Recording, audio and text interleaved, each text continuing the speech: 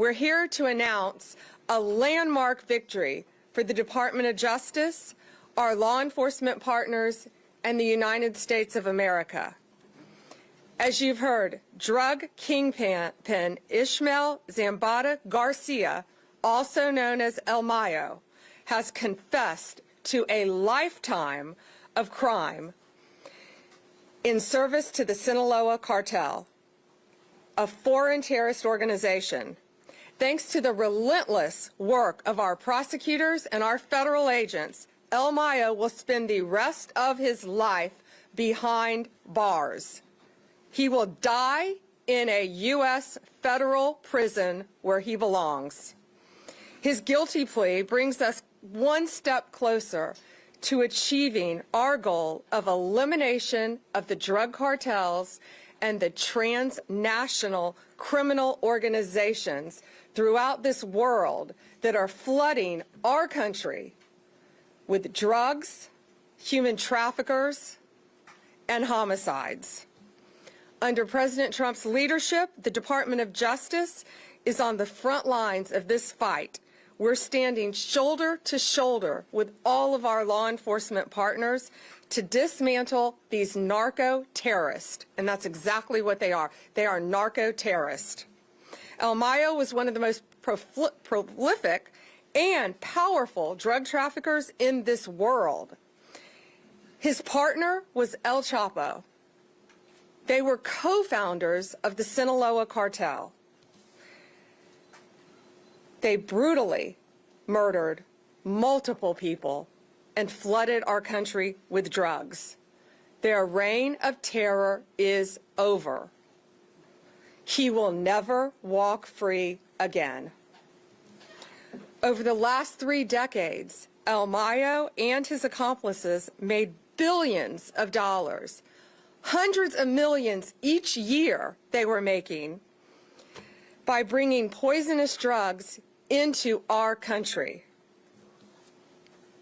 No longer.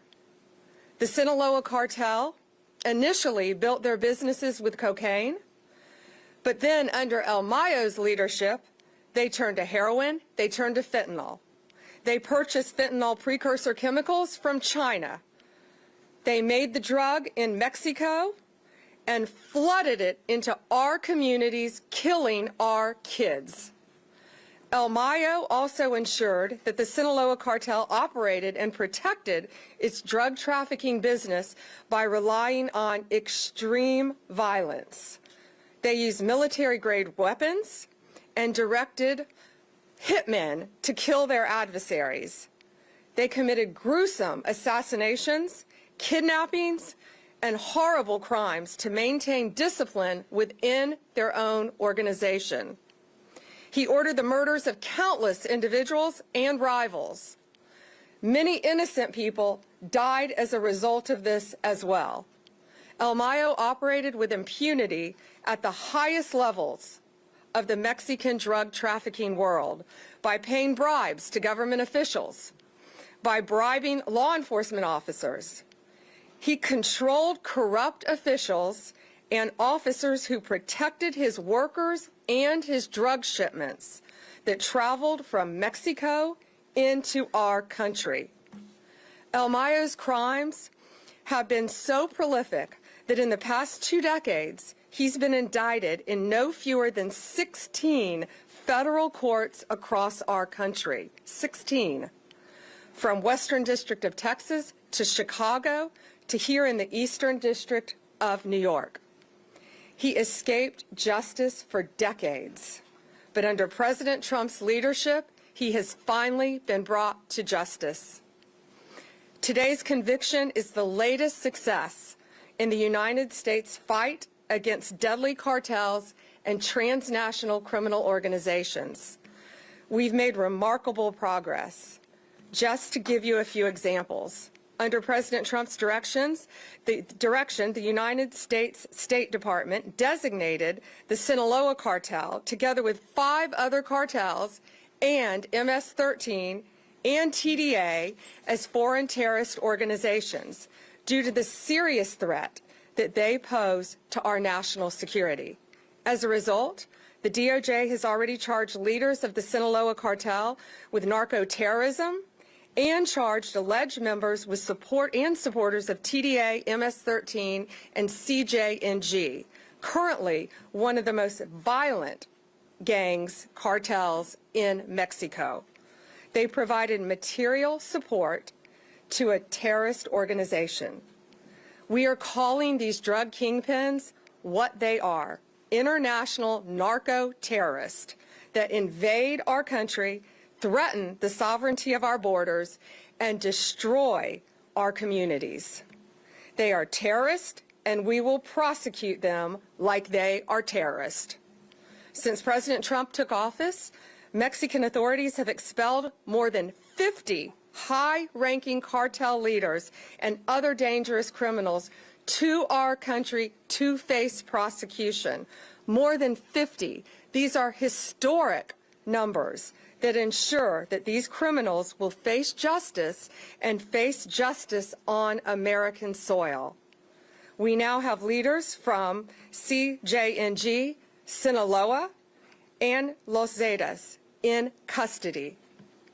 Our prosecutors in the Criminal Division and the Northern District of Illinois obtained a guilty plea from Ovidio Guzman Lopez, the son of El Chapo, and another leader of the Sinaloa cartel, the co-founder.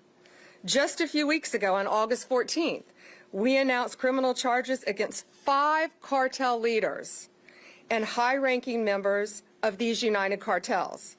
We will not rest until Americans are safe from these narco-terrorists. Thanks to our law enforcement officers, both here and in Mexico, who often put their lives on the line every single day to protect us and to get these violent leaders off the streets. We are not done yet. At President Trump's direction, we will continue to fight until every single cartel boss is behind bars and on American soil and in American prisons for the rest of their lives. Thank you.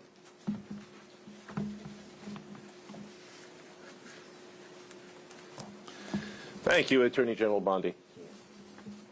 As you've heard, a short time ago, Ismael Zambada Garcia, known as El Mayo, pled guilty here in the Eastern District of New York to being the leader of the Sinaloa cartel, the largest drug trafficking organization in the world. Among other things, he admitted to leading a continuing criminal enterprise and to RICO conspiracy charges. This is an historic day. With today's plea, the Sinaloa cartel has been decapitated. Its 2 founders and leaders, Joaquin El Chapo Guzman, also known as El Chapo, and now El Mayo, both stand convicted.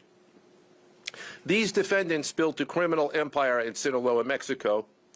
Their cartel grew like it was a cancer throughout the hemisphere. They flooded the United States with deadly drugs, including cocaine, heroin, methamphetamine, and then fentanyl. El Mayo was first indicted in the Eastern District of New York in 2009, and we continued to add charges, including, as the Attorney General mentioned, fentanyl trafficking, right up until this very year.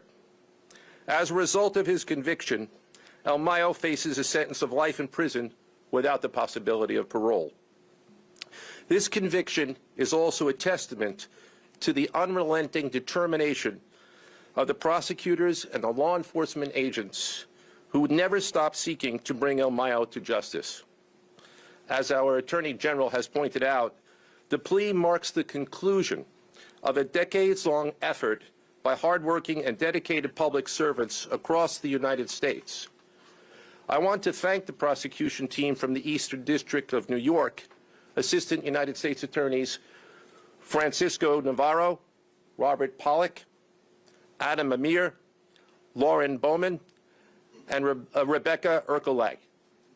In addition to the United States Attorney's Office in the Southern District of Florida and the United States Attorney's Office for the Western District of Texas, both of whom are here with us today, I also want to acknowledge the important contributions of the U.S. Attorney's Offices for the Northern District of Illinois, the Southern District of California, and the Central District of California.